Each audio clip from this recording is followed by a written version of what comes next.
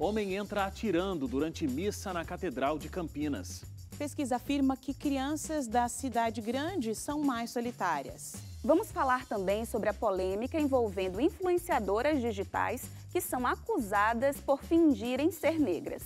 E sobre o futuro do governo de Bolsonaro, que tem definido os nomes dos 22 ministros que vão fazer parte da equipe dele. Esses e outros assuntos agora no Redação Novo Tempo.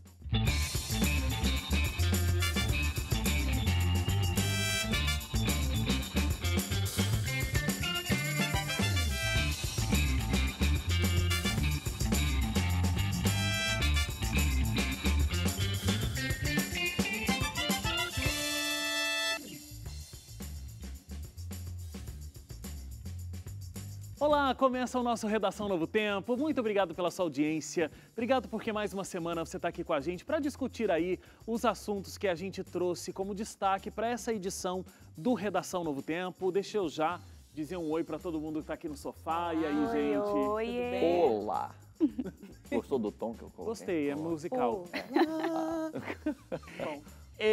Nesse programa especial, você de casa não está vendo, mas a gente tem praticamente uma plateia aqui. A gente está com toda a equipe de jornalismo da TV Novo Tempo em Cachoeira do Sul. Então, quem assiste a Novo Tempo em canal aberto, nas retransmissoras que estão ligadas ao Rio Grande do Sul, assistem a uma programação especial, é um jornal regional, o NT Sul, e aí toda a equipe de produção está aqui hoje no estúdio. Muito obrigado, viu, gente, pela presença de vocês. Que barbaridade esse pessoal aqui, não é verdade?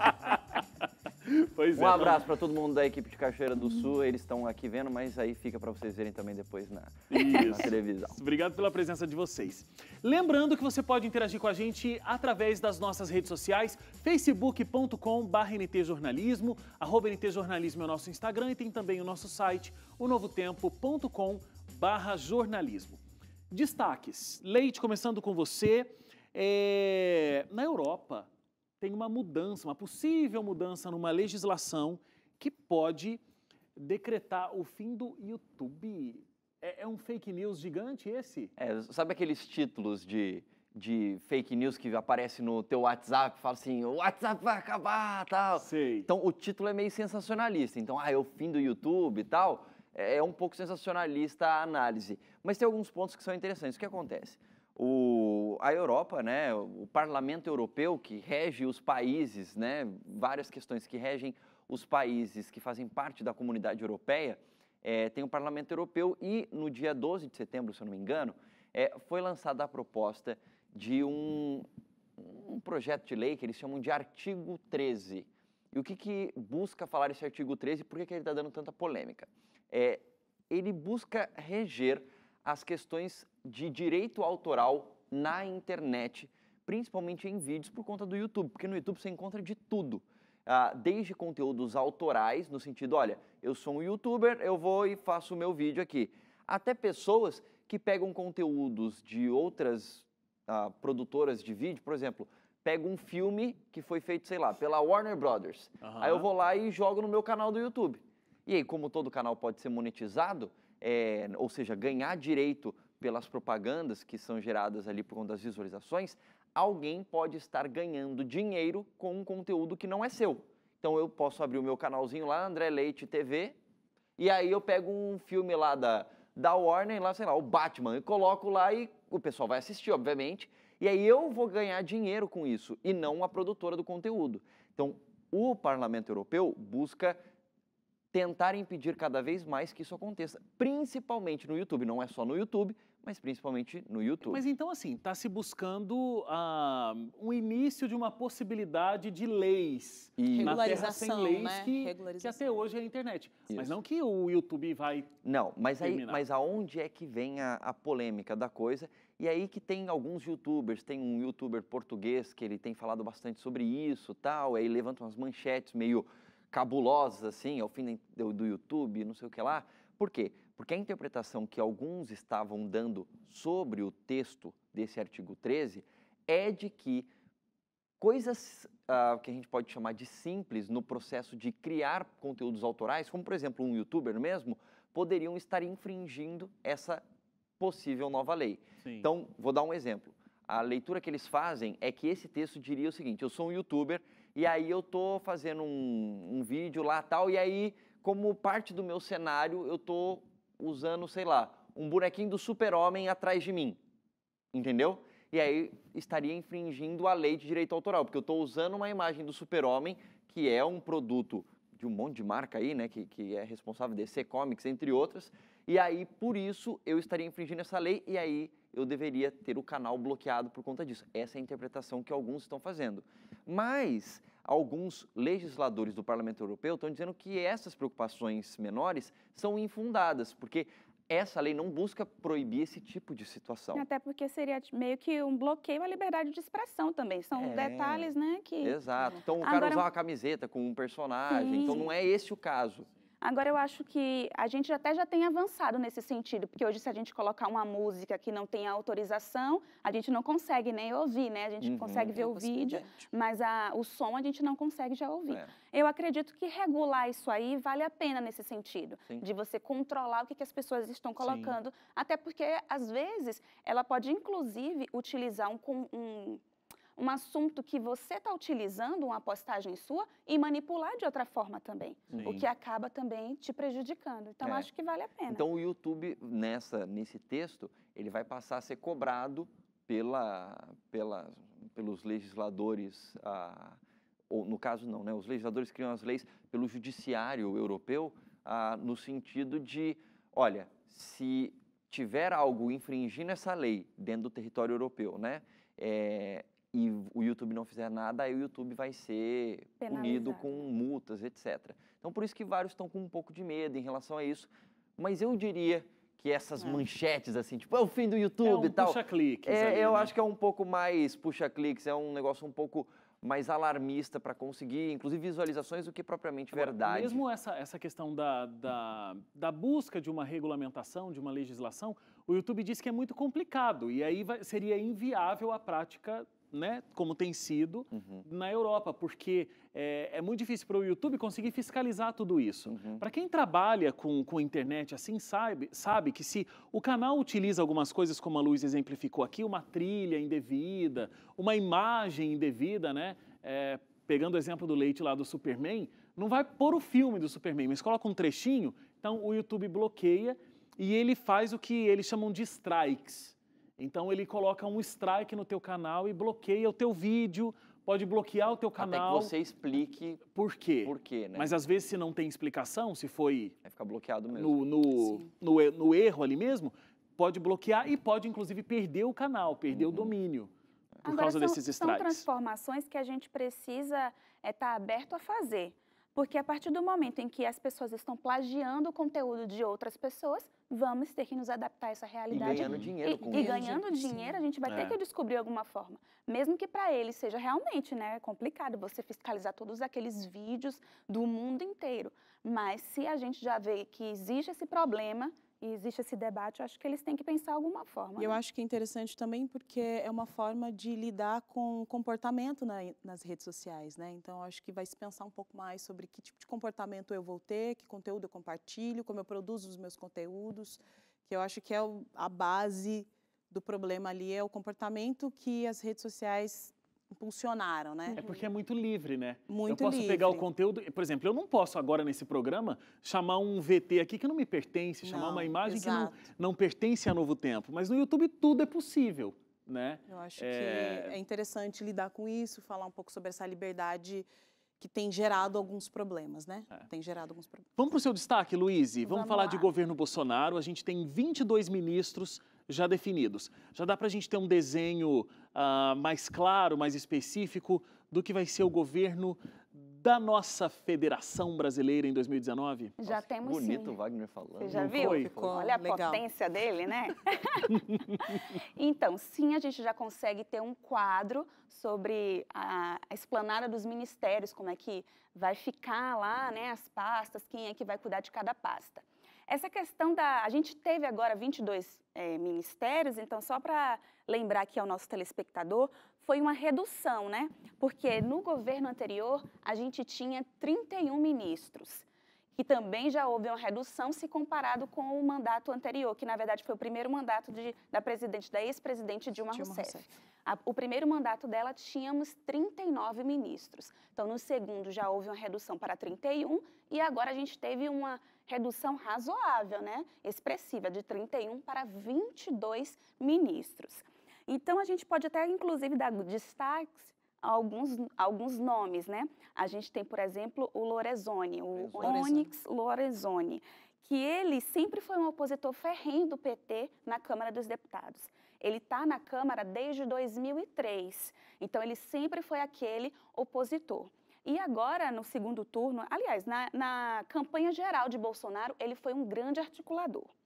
No primeiro turno, com um pouco menos de evidência, já que havia o candidato, já havia uma coligação, né? Ele já tinha um presidente para apoiar, só que no segundo turno, contrariando, inclusive, o partido do qual ele fazia parte, ele apoiou ainda mais, né? Reforçou ainda mais o apoio para Bolsonaro. Ele agora vai ser o comandante ali da pasta da Casa Civil, que é um ministério que está ali colado, né? É muito próximo do presidente. As articulações políticas todas para a presidência da República, né? Então é um nome muito relevante. E ele construiu essa relação com Bolsonaro desde a época da Câmara, quando o presidente estava ainda na Câmara. Então criou essa relação e hoje eles estão aí caminhando juntos, né?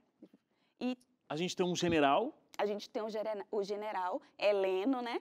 Inclusive o nome dele, estava envolvido numa situação meio que engraçada, porque ele foi cotado para ser o vice de Bolsonaro.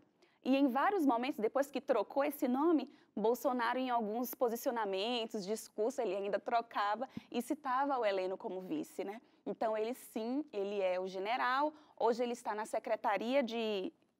Deixa eu dar uma pescadinha aqui. É de segurança. Segurança institucional, isso mesmo. Então, mas a intenção acabou sendo frustrada, né, dele ser o vice-presidente. Então, agora ele foi cotado ao Ministério da Segurança Institucional. E aí temos uma mulher. Temos uma mulher. E o nome dessa mulher também está envolvido meio que numa polêmica, né, que é a Damares. É um ministério que é relativamente novo, né, da mulher, dos direitos humanos. E ela aglutinou várias coisas ali. A FUNAI, inclusive, está dentro. Isso. E, inclusive, essa inclusão da FUNAI também repercutiu aí, né? Porque o grupo de indígenas, eles não concordaram muito com meio que com essa fusão, né? Eles queriam estar abaixo do Ministério da Justiça, né? Isso, eles queriam estar abaixo do Ministério da Justiça. E aí tem um detalhe também, porque assim... existe um debate de que Bolsonaro quer diminuir parte da reserva indígena. E aí a Damares já falou que realmente índio não é só uma questão de espaço, é uma questão do ser humano. Então isso que gerou meio que a insegurança para os índios, né? E a gente vai esperar aí, né? Ver aí como é que vai ser ano que vem. Tem uma lista enorme ainda de outros ministros. Teve também a fusão de outros ministérios, né? Que também causou um debate. Uns viraram secretaria. Isso, outros viraram secretaria, muito bem lembrado. Então, vamos ver, né? A expectativa é de que, apesar de ser uma decisão tão polêmica que contraria tanta gente, mas que a gente espera, né, que funcione aí para o brasileiro. Agora, e olha, pode falar. Não, eu só ia comentar o seguinte, porque não tem só uma mulher como ministra do Bolsonaro, tem mais. A ministra da Érica, né? Da Agronomia, né? Então você tem a Tereza Cristina, ela é engenheira agrônoma, ela é empresária, então ela vai trabalhar exatamente com essas questões que tem a ver com agropecuária, aí vai estar meio ambiente, está dentro também dessa pasta. Então tem mais mulheres. Causou uma polêmica também, causou uma certa polêmica também, mas enfim, está dentro dessa pasta. Essa não é a única mulher que faz parte do corpo de ministros do presidente Jair Bolsonaro, né? A lista completa com os 22 ministros até então escolhidos, essa lista está no nosso site, no novotempo.com/jornalismo. Entrando lá, você tem todos os nomes e você pode pesquisar um pouco mais sobre a biografia, entender quem são esses ministros eleitos, tá bom? Está lá no nosso site, novotempo.com/jornalismo. Só lembrando, né, dentre os ministros aí, tem talvez acho que o ministro mais pop, a gente pode dizer assim, desse governo Jair Bolsonaro, obviamente vai ser o Sérgio Moro, né, como ministro da Justiça. Carol, agora, o seu destaque que você traz é um destaque que parou o Brasil essa semana. É uma tragédia. E foi muito triste ver aquelas imagens do que aconteceu em Campinas, uma chacina em Campinas, né? Foi uma tragédia, uma grande violência, ninguém contava com essa possibilidade, né? Um rapaz entrou na Catedral de Campinas e alvejou. Todo mundo, com certeza, você já viu essa notícia, você está por dentro do que está acontecendo, alvejou algumas pessoas. E quando os policiais foram conter a situação, ele cometeu suicídio, né? Esse é um assunto muito polêmico que também levantou algumas questões sobre a violência em Campinas, na região e no estado. O interessante é que no início do ano a Secretaria de Segurança Pública de Campinas ela havia apresentado um dado otimista em relação à violência lá, dizendo que houve uma redução de 25% em janeiro. Já havia uma redução no índice de violência por assalto ou mesmo assassinatos, enfim, tem alguns rankings lá e todos eles apresentaram uma grande redução e isso se manteve até o meio do ano. E então agora neste momento nós estamos falando isso. Esse problema também levantou problemas como discussões como porte de armas, né? Se bem que as armas o que aparece, né? Pelo menos o que até agora, o que sabemos é que as armas não são identificadas no nome dele, né? As numerações estavam raspadas, então não é possível saber, né? Um dos pontos interessantes e que eu acho que quem acompanhou e conseguiu observar essa notícia em diversos portais foi a ênfase no perfil deste homem, né? Com perfil depressivo. Ele deixou um diário e sempre nesse diário evocando algumas situações de violência que aconteceram no Brasil. Duas dessas ele falou sobre a chacina que houve em Fortaleza no começo do ano, de janeiro do começo do ano, numa casa de shows, né? E também falou que houve 14 mortos nessa chacina, mas é uma questão de violência ligadas a organizações criminosas, né? E também no Realengo, em 2011, que é muito conhecida. Repercussão nacional, tremenda. Bem conhecida. O rapaz entrou na escola atirando, matou crianças e tal, né? Exatamente, que tem motivações semelhantes a essa agora, que é realmente uma questão. Mas ainda não está clara a motivação dele, porque ele fez ali na Catedral de Campinas. Não, na verdade, o que a polícia apresenta, né, os laudos, enfim, apresentam, e as investigações mostraram até então, é o quadro depressivo, né? Okay. Então, eles identificaram um quadro depressivo, sem motivações políticas ou criminais. Mas por que na Catedral de Campinas? Porque, enfim, não se sabe hoje nós estamos gravando esse programa aqui na quinta-feira, dia 13, até hoje... Ainda não tem essa informação. Não temos essa informação. Pode ser que até o dia em que for transmitido o programa aqui, nós teremos mais informações sobre por que ele escolheu esse local, né? Mas, enfim, é uma fatalidade e a polícia tem se mobilizado para essas investigações, para que a gente consiga compreender, ter mais informações. E quanto mais informações a gente tiver, quem sabe a gente consiga evitar, né, e compreender como lidar com essa questão da insegurança em ambientes públicos diante de uma situação como essa. Muito bem. Tem um destaque que eu queria falar muito rapidamente aqui, que apareceu essa semana, é uma pesquisa da Ipsos, e ela traz um dado interessantíssimo, porque assim, o brasileiro, ele não tem comido bem, ele não tem se exercitado, ele não tem se exposto ao sol, mas ele acha que vive de forma saudável. Eu ia falar, você estava falando, eu falei, você está fazendo um diagnóstico da minha vida, será isso? Que ele está abrindo só que, assim, segredos? A pesquisa... Meu médico te passou isso. É muito interessante, porque assim, a pessoa... Você vive com qualidade de vida olhando para a sua saúde? Sim, vivo. Como é a sua alimentação? Péssima, diagnosticada lá. Não tá você legal. pratica exercício físico? Não. Quantas horas você passa no sol? Nenhuma. Não tomo sol, não faz bem para a pele. Mas o Brasil... Então, assim, e aí a gente tem doenças avançando num nível de epidemia. Como aqui a pesquisa até trouxe a informação, a obesidade, sífilis, infarto no miocárdio, que também, né, vem muito de um estilo de vida não saudável, E é muito interessante, porque se você vive sem qualidade de vida, mas você tem consciência disso, é uma coisa. Eu, pelo menos, estou consciente. Você está consciente. Eu ia veja até só. tô mal, perguntar tá? se há essa consciência. Agora- Orem por mim.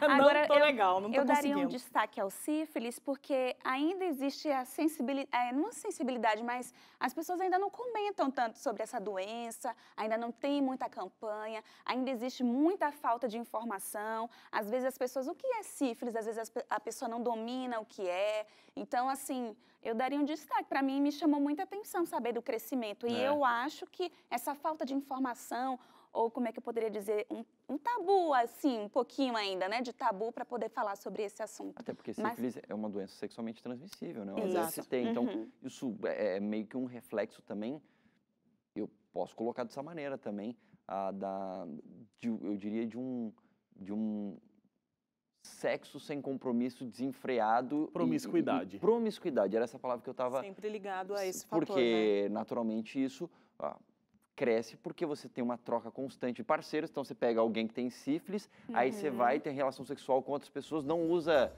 preservativo e aí vai disseminando isso daí, né? Ok. A gente vai para o intervalo agora. Influenciadoras digitais são acusadas de modificar traços e até o corpo para se parecerem com negras. Esse é um assunto que tem levantado muita discussão e é sobre ele que a gente fala logo depois do intervalo. Não saia daí.